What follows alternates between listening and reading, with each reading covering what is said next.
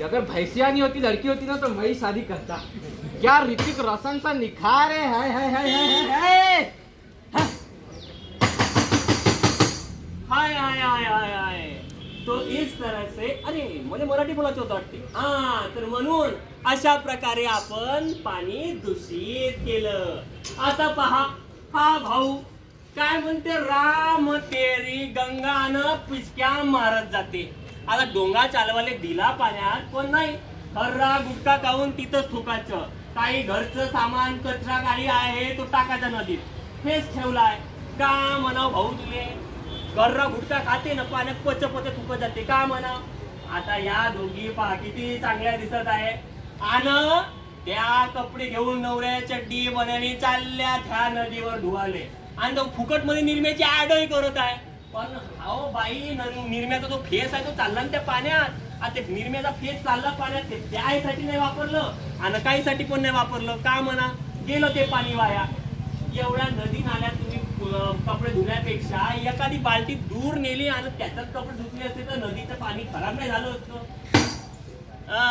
आता याच्याकडे या का म्हणावं, याच्यासाठी आपल्या म्हशीले बनवतो म्हणते ऋतिक रोशन। आता मले सांगा, म्हस असती म्हणजे तो रेडा असता तर ऋतिक रोशन झाला असता। जेंडर कसं का बदलू शकते? म्हशी ऋतिक रोशन कशा होऊ शकते मले तू सांग। कधीच ऐकलाय? आणि म्हशीले एवढा बापा बापा बापा बापा, अवे त्या विदर्भातल्या म्हशी होय, इथं माणसं गोरे नाही होत, तिथं म्हशी गोरे होईल का? एवढी ऊन पडून आली 50 डिग्री जाते पार, आणि हा म्हशीले गोरा करायला चालला। बरं आहे ना, म्हशीले दूरही घेऊ शकत होता पण नाही। हे गावातली सिच्युएशन, म्हशीले चालले म्हशी पूर्ण नदीमध्ये, चालल्या म्हशी पूर्ण नदीमध्ये, ना ते पाणी लोकांना पिऊ दे ना जनावराले प्याले होत, मग का फायदा त्या पाण्याचा? आणि अशा प्रकारे आपण नदी नाले हे खराब करतो। पण हे फक्त गावातली सिच्युएशन अशी आहे, शहरात पण याच्यापेक्षा पाणी वाया घालते। कसं पाहताय का तुम्हाला? मग झालं ना मग शहरात।